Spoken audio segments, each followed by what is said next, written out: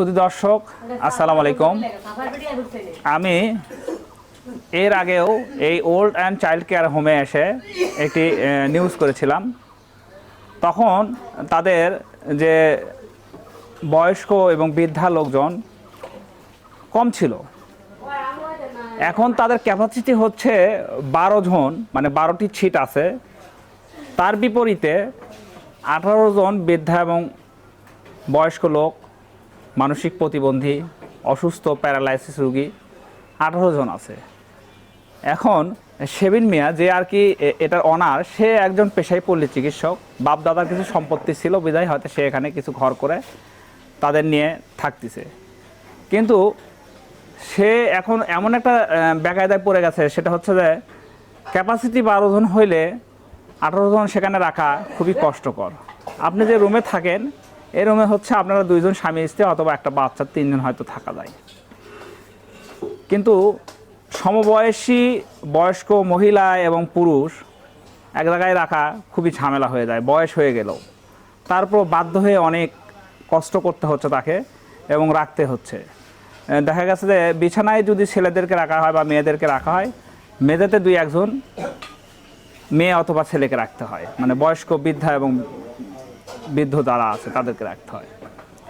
তা উনি আপনাদের কাছে থেকে দোয়া এবং সহযোগিতা চাচ্ছেন যাতে উনি এই সমস্যাটা কাটিয়ে উঠতে পারেন। ওনার একটা কাজ শুরু হয়েছে, এই কাজটা হইলে হয়তো বা এই কষ্টটা থাকবে না। তো এখন আমার এই জায়গায় আসলে মাঝে মাঝে একটা গানের 1 লাইন 2 লাইন মনে হয়। এই বয়স্ক লোকগুলো দেখলে আমার খারাপ লাগে। রাজ্জাকে একটা ছবি দেখছিলাম, সেখানে লেখে, আমার মতো এত সুখী নয় তো কারো জীবন। এনারা এত বঞ্চনা লাঞ্ছনার শিকার হওয়ার পরেও এনাদেরকে শেবিন মিয়া স্থায়ী দিয়েছে, খাবার দিচ্ছে, অন্ন বস্ত্র আর কি, বাসস্থান, চিকিৎসা যা লাগে একজন মানুষের মৌলিক অধিকার হিসেবে, সেটা শেবিন মিয়া দিচ্ছে। কিন্তু তার একার পক্ষে আসলে করা খুব কঠিন হয়ে গেছে, সে আসলে হাঁপিয়ে উঠেছে। আপনারা যদি একটু সহযোগিতা করেন, সেই এই সমস্যা থেকে পরিত্রাণ পাবে বলে আশা করছি। আপনারা একটু আমার সাথে থাকুন এবং এই ভিডিওতে এখানকার যে অবস্থানগুলো এবং এখানে কে কে আছে, কেমন আছে তাদের মুখে শুনবো। ভাই, আমার নাম আব্দুর রহিম।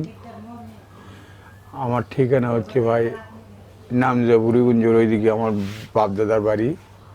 আমার কোনো থাকার জায়গা নাই ভাই। বগুড়াতে এসে আমি ঘর ভাড়া নিয়ে থাকতাম। দীর্ঘকাল ধরে মায়ের সেবা যত্ন করি দিকে বউ থুয়ে মনে করেন চলে গেছে। বলে তোমার মাও খেলে থাকো, তোমার মাও কামাই করে খিলাও, আমার খিলান লাগবি না।